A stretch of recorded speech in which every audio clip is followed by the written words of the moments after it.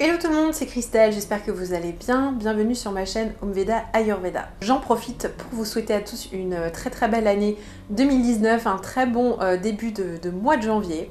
Bon, je suis pas forcément hyper fan de tous les trucs de résolution et tout ça, mais en tout cas j'espère quand même que après le bouclage un petit peu, le retour sur toute l'année 2018, et ben vous avez pris le temps donc pendant ces vacances, ces fêtes de fin d'année pour faire un petit peu le point et voilà, prendre des nouvelles mesures, une nouvelle direction pour cette année 2019 qui commence tout juste. Aujourd'hui, je vais vous faire une vidéo que vous m'avez beaucoup demandé lors de mon précédent live, donc la FAQ que j'avais faite il y a quelques semaines. Si jamais vous ne l'avez pas vue, je vous mets le lien en bas en barre d'infos. Et cette vidéo, c'est comment faire une assiette équilibrée végétarienne. Alors, vous me le demandez souvent, et en plus, c'est vrai qu'en Ayurveda, on préconise plutôt un régime lacto-végétarien, bien sûr pour les personnes qui sont quand même en bonne santé. Donc, il y a quand même des ajustements qui sont faits en fonction des cas, en fonction des doshas, mais de manière assez globale, c'est un régime végétal avec des produits laitiers qui sont ajoutés, donc généralement, mais pas d'œufs. Et donc, plutôt que de vous faire une journée dans mon assiette, j'ai prévu de faire plutôt les choses de manière un petit peu plus théorique et donc de vous expliquer comment, par exemple, je compose un déjeuner équilibré végétarien. Et pour cela, je vais vous donner les calories, les macros, donc les protéines, les glucides, les lipides, pour essayer de faire ça un petit peu de manière occidentale aussi, comme ça vous avez aussi des points de repère. Petit disclaimer, cette vidéo n'a pas pour but de vous dire ce que vous devez faire dans votre vie, comment vous devez manger. Si ça vous intéresse, si ça vous inspire, c'est tant mieux. En tout cas, je ne vais pas faire cette vidéo en disant que voilà, j'ai la vérité absolue. Je pense que la vérité absolue, ça n'existe pas. Donc tout est une question de point de vue et de chemin de vie pour chacun. En tout cas, moi, de mon côté, ça fait maintenant 13 ans que je suis végétarienne et je m'en porte bien. Et donc là, ce que je vais vous expliquer un petit peu, ça va être vraiment le genre d'assiette que moi je vais me faire par exemple pour le déjeuner.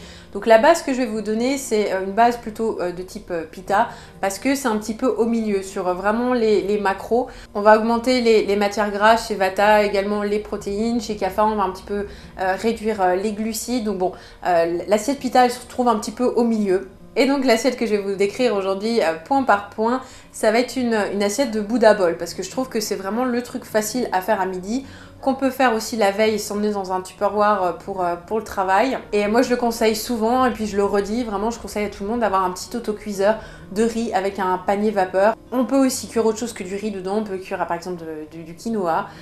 Donc ça peut être utilisé de plein de manières différentes, le millet aussi, enfin voilà. Mais c'est vrai que c'est quand même un outil que je trouve très pratique au quotidien. En tout cas moi j'utilise le mien tous les jours depuis des années quoi. Donc la base de ce Buddha Bowl, et bien du coup ça va être du riz basmati blanc. On me demande tout le temps pourquoi je conseille le riz basmati blanc et pas du riz complet ou du riz semi-complet.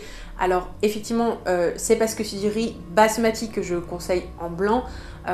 Généralement moi je pense qu'il faut vraiment varier entre le blanc, le demi-complet et le complet pour varier un petit peu au niveau aussi des fibres, mais le riz basmati, uniquement basmati, blanc a pas un indice glycémique aussi élevé que les autres riz blancs, il est très digeste, il est très léger, c'est vraiment l'aliment, la céréale de base en Ayurveda. Et moi je trouve que même les personnes qui souffrent de constipation, généralement le riz basmati blanc, ça va pas du tout aggraver le problème.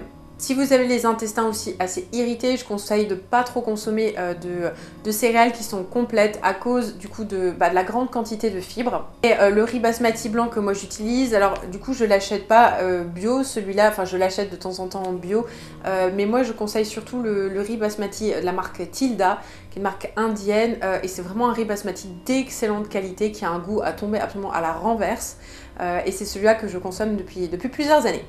Donc là, ça va vraiment être une assiette plutôt avec des proportions pour les femmes, forcément. Si vous êtes un homme, augmentez de 25% à peu près en fonction de votre activité physique. Donc là, c'est vraiment des grandes bases en fait ce que je donne pour une activité physique moyenne, a un travail qui est plutôt sédentaire, mais une personne qui a quand même l'habitude de se bouger dans son quotidien. Donc l'assiette au total fait 600 calories, ce qui me semble être une bonne moyenne. On pourrait augmenter un petit peu plus aussi, hein. Ça dépend aussi si vous faites le jeûne intermittent ou pas. Enfin voilà, bref, il y a plein de facteurs. Donc de toute façon, je ne vais pas pouvoir vous donner un truc super précis pour chacun d'entre vous, mais c'est vraiment une vision d'ensemble. Donc le riz basmati blanc, moi je vais prendre 50 grammes.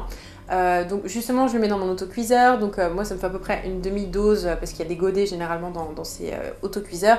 Je le lave plusieurs fois et puis je mets une dose d'eau, donc ça va vraiment le faire cuire sans qu'il y ait trop d'eau, ce qui permet aussi d'éviter une surcuisson et donc une augmentation de l'indice glycémique.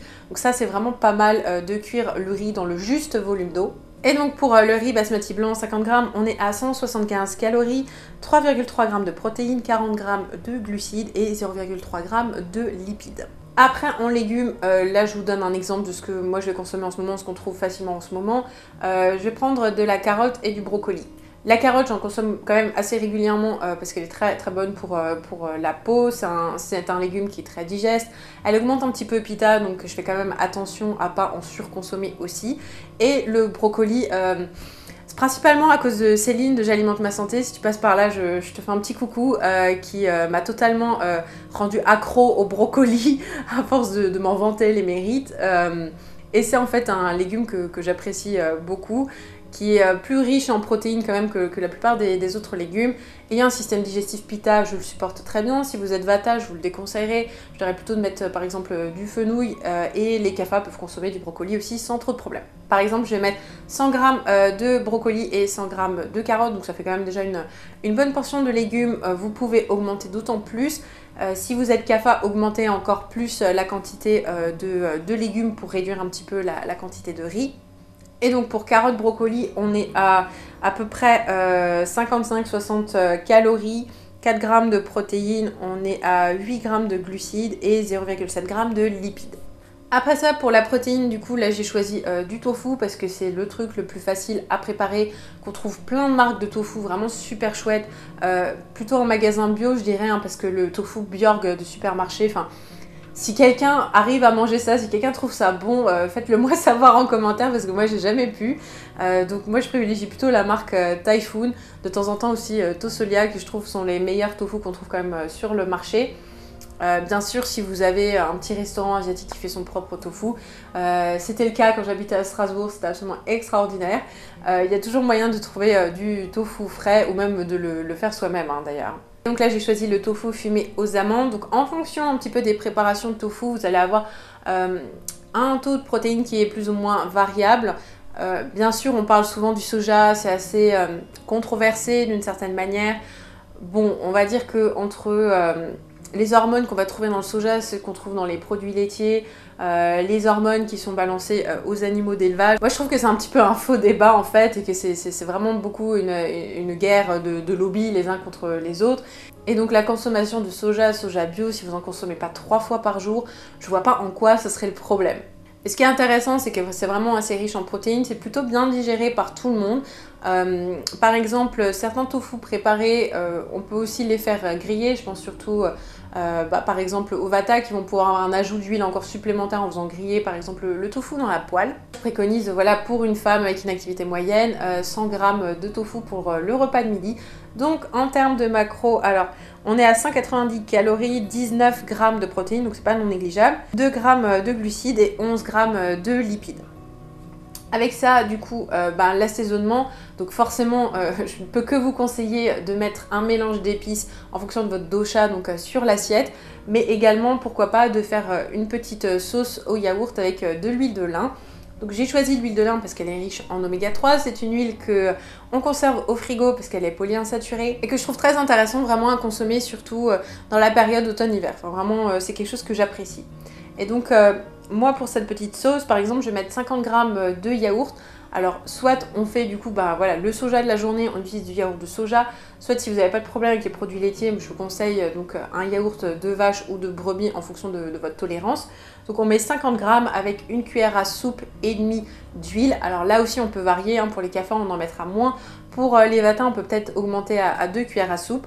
Vous mélangez un petit peu, vous pouvez mettre pourquoi pas un tout petit filet de jus de citron. un petit peu de sel, vos épices, et donc ça va faire la sauce qu'on va mettre sur le bol. L'huile de lin, donc pour une cuillère à soupe et demie, on a 120 calories et à 13 grammes de lipides. Pour le yaourt de brebis, pour 50 grammes, on va être à peu près à 60 calories, 3,5 grammes de protéines, 3,5 grammes de glucides et 3 grammes de lipides. Donc si on fait un petit peu le calcul de tout ça, donc je vais vous donner les macros. Donc, je vous ai dit c'est une assiette à 600 calories. En protéines, on est à peu près à 30 grammes, 29,8 à peu près. Donc c'est plutôt pas mal pour une assiette végétarienne, sachant que si vous êtes un homme, du coup vous allez consommer un petit peu plus de tofu, donc on va augmenter un petit peu aussi l'apport en protéines. Voilà, c'est assez controversé, ça dépend aussi du coup si vous faites du sport, si vous faites pas de sport, quels sont un peu vos objectifs de santé. Donc le grammage de protéines au final par personne, moi je pense quand même que si vous avez une activité moyenne, ça sert à rien de vous péter à 2 grammes de protéines par kilo poids de corps. Moi je trouve ça un petit peu débile, bon après c'est mon avis. Parce qu'au final, si on consomme trop de protéines par rapport à ce qu'on a besoin, ça crée quand même aussi de l'acidité dans le corps. Donc voilà, c'est pas non plus sans risque d'avoir une alimentation surprotéinée. 30 grammes, ça me semble vraiment pas mal pour le repas du midi. En glucides, on est à 50 grammes, ce qui est aussi très raisonnable quand même. Et en lipides, on est à 28 grammes. Donc là, c'est vraiment aussi une assiette assez... c'est une assiette ayurvédique, donc forcément, les lipides sont présents... parce que le gras c'est la vie, hein. En Ayurveda, je vous l'ai déjà dit un paquet de fois. Si on essaie de voir un petit peu la répartition des macros, donc c'est 26% de protéines, 48 grammes de glucides, 25 grammes de lipides. Alors généralement sur ce qu'on peut trouver en nutrition omnivore de base dans les livres, on va dire, on est généralement à 30% de protéines, 30% de lipides et 40% de glucides. Donc grosso merdo, on est quand même pas très loin, tout en ayant une assiette qui est végétarienne, donc soi-disant avec pas assez de protéines. Mais bon, en tout cas, voilà, il y a un focus quand même sur les bonnes graisses, une bonne quantité de légumes. On cherche à pas forcément se blinder de féculents, même si c'est une assiette qui est végétarienne. Donc, ce qui va vraiment vous apporter la satiété, ça va être effectivement qu'il y ait cet apport en protéines quand même qui est là, les matières grasses et les épices. Si vous voulez varier, par exemple, moi ce que j'aime bien faire, c'est cuire quelques amandes blanches dans mon riz. Du coup, je vais mettre un petit peu moins peut-être d'huile. Voilà, je vais avoir un autre apport en fait en bonne graisse. On peut effectivement aussi remplacer le tofu par des œufs si vous en consommez. Voilà, les yaourts, c'est en fonction aussi de ce que vous tolérez. Et pareil, les légumes en fonction de votre dosha et en fonction aussi des légumes de saison. Voilà, donc ça c'était vraiment mon exemple assez théorisé de l'assiette végétarienne équilibrée. J'espère que ça vous donne déjà une bonne option, une bonne visibilité un petit peu sur comment on répartit un petit peu son assiette végétarienne. Parce que c'est vrai que moi j'ai souvent du coup en consultation des personnes qui essaient de manger plus végétarien et qui vont se faire par exemple du couscous avec juste des légumes ratatouille, mais au final il y a quasiment rien en protéines là-dedans. Donc c'est vrai qu'on peut être un petit peu déboussolé si on n'a pas l'habitude de cuisiner végétarien ou d'avoir les bons réflexes en fait pour avoir tous ces macronutriments, suffisamment de calories, les bonnes graisses, etc. Donc voilà, j'espère au moins que ça a pu répondre déjà à un certain nombre de vos questions. Si vous avez apprécié cette vidéo du coup, n'hésitez pas à me laisser un pouce pour me le faire savoir. Si vous avez d'autres questions, s'il y a des trucs qui n'ont pas été clairs, je vous invite à me laisser des commentaires juste en dessous. Je vous rappelle que je sors une nouvelle vidéo tous les lundis, alors n'hésitez pas à vous abonner à ma chaîne Omveda Ayurveda et activer la petite cloche des notifications pour être tenu au courant de quand je sors ma prochaine vidéo. Je vous rappelle aussi que mes réseaux sociaux, Facebook, Instagram, mon site internet, donc mes e-books, ma formation et comment prendre rendez-vous pour une consultation avec moi, tout ça c'est en barre d'infos juste en dessous. Et sur ce, je vous souhaite un très bon début de cette nouvelle année 2019. Je vous fais des gros bisous, prenez soin de vous.